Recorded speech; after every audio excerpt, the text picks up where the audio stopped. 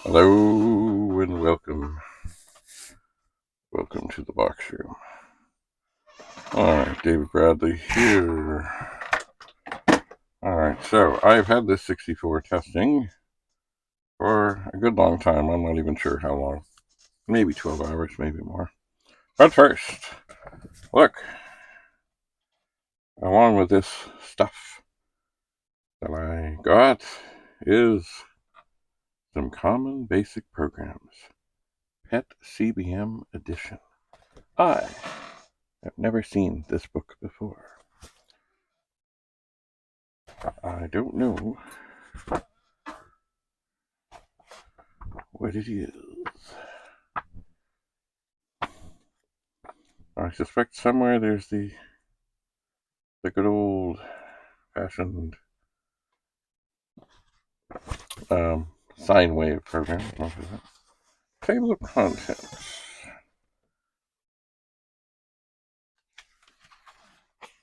Oh my, there's a bunch of things.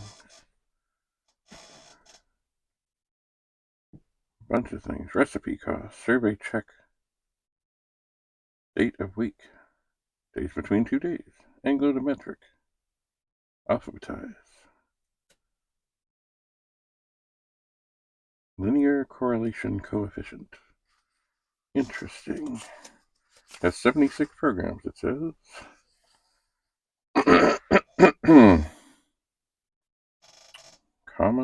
Greatest common denominator, mortgage amortization table, annual interest rate on loan, term of loan, remaining balance on loan, last payment on loan, regular payment on loan, principal on loan, salvage value, depreciation amount, depreciation rate, minimum investment for withdrawals, all kinds of things.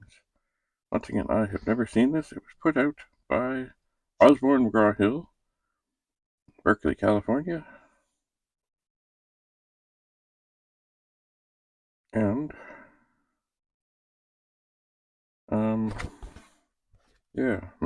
Lon Poole, Mary Borchers, and Carol Donahue. It certainly has an interesting cover. It does. I will see about this. Okay, so I've had this on for a long time. We'll turn on the monitor and see what it is. So it supposedly, well, it has run through the diagnostics 1,329 times. So how long has it been on? I don't know. But anyway, it seems very consistent in that it thinks the 6581 is bad, and as there is no sound that is coming out of it, I tend to agree. Anyway, here is a Commodore 64 power supply that was hot on the 9 volts, or something on the 9 volt side. But it makes a very good thing to make sure that the 64, which is standing on its end, doesn't fall down. Alright. Oh, let's see here. Well, we're not going to get any sound. So we're going to turn this off. And with great care and reverence, pull out the diagnostic harness. And this thing, the one on the serial port, the connector, or the cover of the connector is a little bit loose, which I always have to watch out for. Alright, so I will tuck this gently over here. Okay, we'll set that down. We're in the zone. So I'm suspecting that this will be a little on the warm side. But, it's a good thing to burn things in. Now, if you notice, the 64 has a couple of switches on the top. Actually, it has a push button, which is a reset switch. And it has a toggle switch for JiffyDos. Oh, well, we better maybe look inside. Oh, dear. Oh, this may be difficult. This does not have... It has a couple of wood screws in here, and I'm not sure they are, well, they're turning, or that one's turning.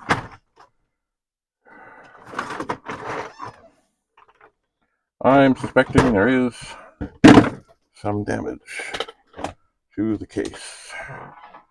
That is the only time we tend to see wood screws. What's that? Okay. We have 3 non-standard screws. What is this? Maybe these other ones aren't even holding on. So this is a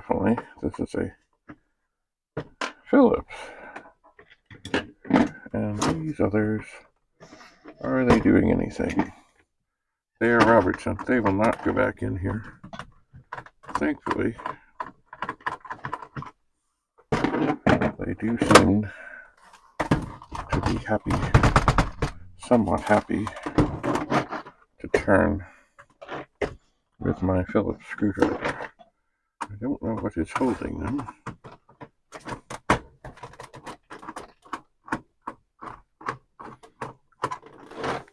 But I do not generally keep Robertson screwdrivers handy. Robertson is a square bit.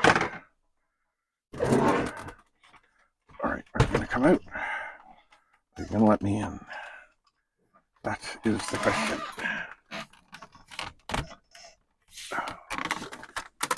Bother. Well, let's see what else we have in here, because sometimes other screwdrivers sometimes will be helpful.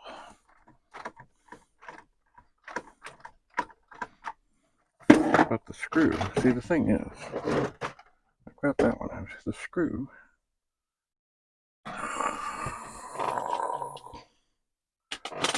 it doesn't want to let go of whatever it's holding on to. Maybe it has, maybe, oh, you know what, it could be. On these machines, there's little clips at the side. I hate prying anything, but I will a little bit. Okay, that one seems to be holding on.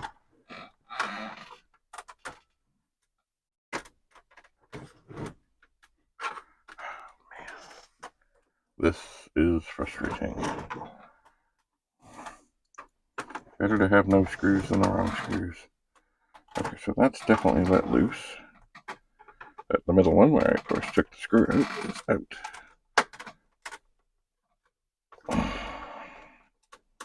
This is frustrating.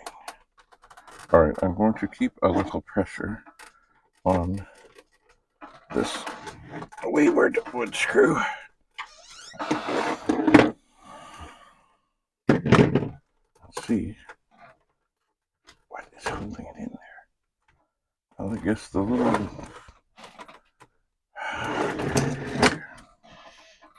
Alright.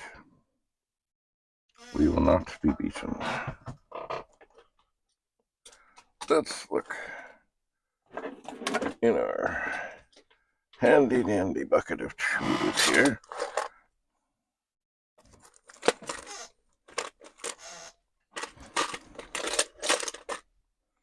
Alright, here is a multi-bit thing. And I know I have other multi-bit things.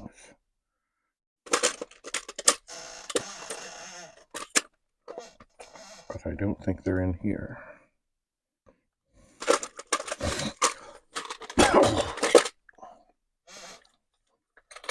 Here's a funny screwdriver. I like this. What do we have here? You know what? It's got 3 bits. They fold up, they fold down, and then you push it back inside. It does not have a Robertson. It has a slotted head, but it may be just the right size to get in to the Robertson. And take it in across the ways here. And it is not. This is annoying. It's been a long time since I've essentially had a 64 with wood screws holding it together. And that, I do not want to cry, I do not want to hurt things. There's another Robertson. Phillips that may have a smaller head, that may, oh my God, these are tight.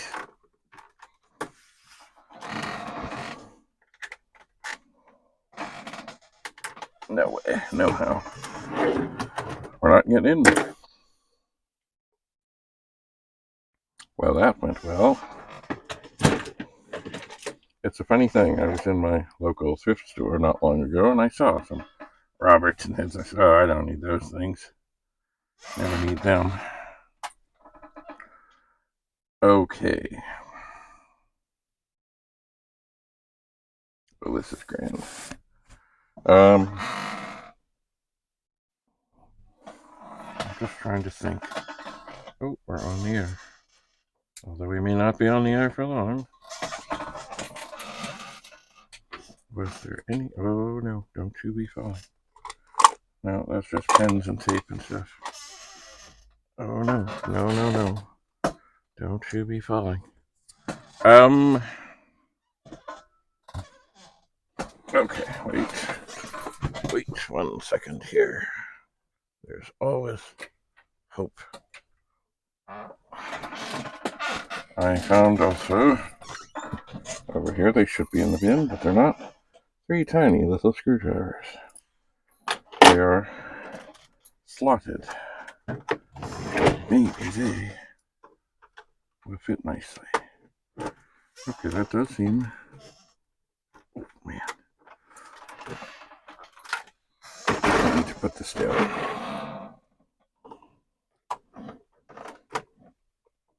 Oh, my word.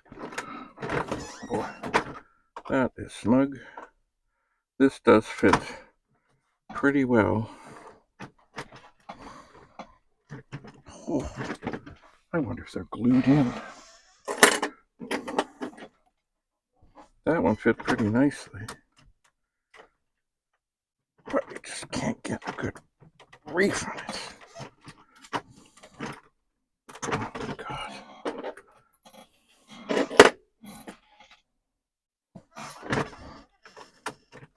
I don't. Whew. No way. No way, no how. I don't want to break the case. Alright, I need to go hunting for my toolbox. I'm sure there are some bits in there. I'm sure of it. So, that was fun. Not really. Not really at all. So thanks for coming. We'll see you again soon. And we can hopefully get this 64 open and throw these screws away forever and ever and ever and ever and ever. Bye for now.